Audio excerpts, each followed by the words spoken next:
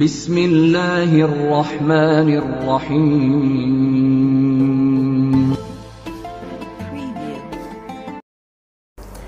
బిస్మిల్లాహిర్రహ్మానిర్రహీం. సోదర మహాశయులారా, ఏ విషయమైనా విశ్వాసం ఉన్నప్పుడు, నమ్మకం ఉన్నప్పుడు అది ఒక విధంగా ఉంటుంది. విశ్వాసమే లేనప్పుడు, నమ్మకమే లేనప్పుడు మరొక విధంగా ఉంటుంది.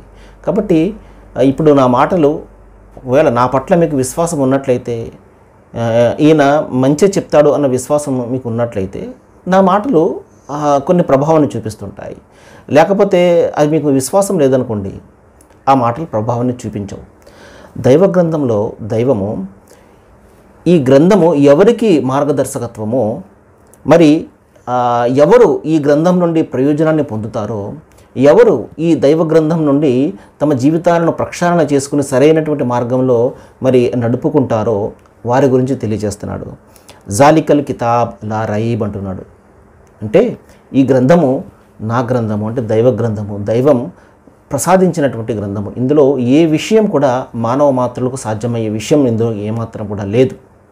మానవ ప్రక్షిప్తాలకు లోనయ్యే విధంగా దైవము దీన్ని ఎంత మాత్రం కూడా వదలలేదు.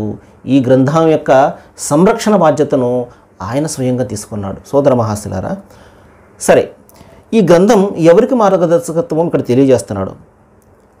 హుదల్లిల్ ముత్తఖీన్ అంటున్నాడు. ఈ గ్రంథము దైవభీతి గల వారికి మాత్రమే మార్గదర్శకత్వంగా ఉంటుంది. అంటే దైవాన్ని విశ్వసించినటువంటి వారు, దైవం ఒక్కడే అని నమ్మినటువంటి వారు, మరి తీర్పు దినం అనేది ఒకటి ఉన్నది, దైవం ముందు నిలబడి ప్రతి కర్మకు సమాధానం చెప్పుకోవాలి అన్న ఆలోచన, భీతి, భయము ఉన్నటువంటి వారు మాత్రమే ఈ గ్రంథం నుండి ప్రయోజనాన్ని పొందుతారు, మార్గాన్ని పొందుతారు, సరైనటువంటి మార్గ నిర్దేశనాన్ని పొందుతారు. సోదర మహాశయులారా, కాబట్టి ఖురాన్ చదివినటువంటి ప్రతి ఒక్కరికి కూడా అది మార్గ నిర్దేశన చేయదు, అది మార్గాన్ని చూపించదు, ప్రయోజనాన్ని ఇవ్వదు.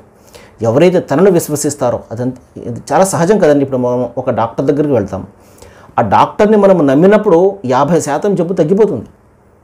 ఆ డాక్టర్ పట్ల నమ్మకమే లేదనుకోండి, ఉదాహరణకు ఇప్పుడు కొంతమంది డాక్టర్ దగ్గరికి వెళ్తుంటారు, నమ్మకం ఉండదు, తగ్గలేదని నాకు అని చెప్తూ ఉంటారు. కానీ అదే డాక్టర్ వద్ద చికిత్స పొంది తగ్గినటువంటి వాళ్ళు అనేక మంది మనకు కనబడుతుంటారు. అదేంటంటే మనం వారిపై ఉన్నటువంటి నమ్మకం పనిచేస్తుంది అలాగా.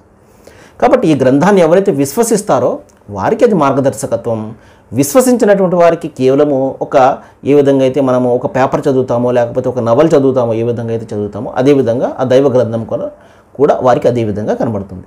రండి, ఇస్లాంని తెలుసుకుందాము. సర్వేజన సుఖినో భవంతు. Thank you.